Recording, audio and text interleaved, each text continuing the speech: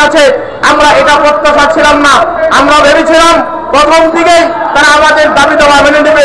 আমরা জাতীয়করণ চাই। আমরা এমপিভুক্ত যত শিক্ষক সারা বাংলাদেশে আছি, শুধু মাদ্রাসায় নয়, এবং আমাদের স্কুল কলেজ যারা আমরা এমপিভুক্ত আছি, তাদের দাবি আমাদের একটাই, আমরা এই বৈষম্য আমাদের এই প্রতিষ্ঠানে রাখতে চাই না। আমরা সকলেই জাতীয়করণ চাই, একমুখী এক শিক্ষা, সেটা হলো আমাদের জাতীয়করণ। এই জাতীয়করণের কোনো বিকল্প নাই।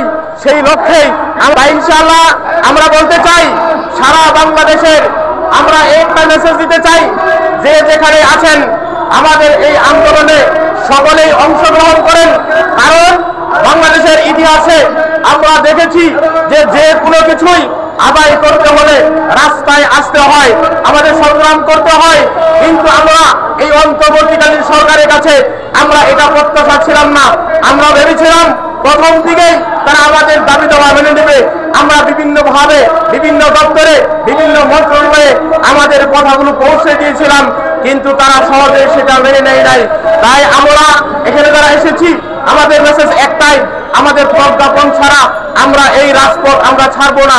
আমাদের যে কোনো সুস্পষ্টীকরণ হবে, পরিপত্র জারি করে এবং আমাদেরকে প্রজ্ঞাপন দিতে হবে, তারপরেই ইনশাআল্লাহ আমরা এই জায়গা থেকে সরব। আমি আরো কিছু কথা বলতে চাই। শিক্ষাই হলো জাতির মেরুদণ্ড। এই শিক্ষায় যদি আমাদের সকল কিছুর উপর নির্ভর করে, তাহলে এই শিক্ষার সাথে এত বৈষম্য কেন? এই বৈষম্য অনতিবিলম্বে আমরা বিনয়ের সাথে বলতে চাই, আপনারা দূর করুন এবং আমাদেরকে এই বাংলাদেশের মানুষকে আশ্বস্ত করুন, এবং এই বাংলাদেশ একটা জাতি, সর্বশ্রেষ্ঠ জাতি, এই জাতিকে আরো আমরা উন্নতশীল করে নিতে চাই।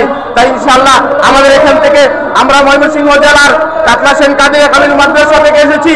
আমাদের অধ্যক্ষ অধ্যাপক দেলোয়ার হোসেন আজিজুল হুজুর, তিনি বিভিন্নভাবে আলহামদুলিল্লাহ সারা বাংলাদেশে তিনি এই রাজপথে থেকে সংগ্রাম চালিয়ে যাচ্ছেন। আমরা ধন্যবাদ জানাচ্ছি কাতলা সেন কাদিয়া কামিল মাদ্রাসার পক্ষ থেকে এবং ময়মনসিংহ জেলার পক্ষ থেকে সারা বাংলাদেশে তিনি বিভিন্নভাবে শিক্ষকদেরকে নিয়ে আমাদের জাতীয়করণের লক্ষ্যে এগিয়ে যাচ্ছেন। তাই ইনশাআল্লাহ আমরা অনেকে এসেছি। আমাদের মধ্যে এখন আলোচনা করবেন আমাদের সহকারী অধ্যাপক শেখ মোহাম্মদ ইয়াকুব আলী।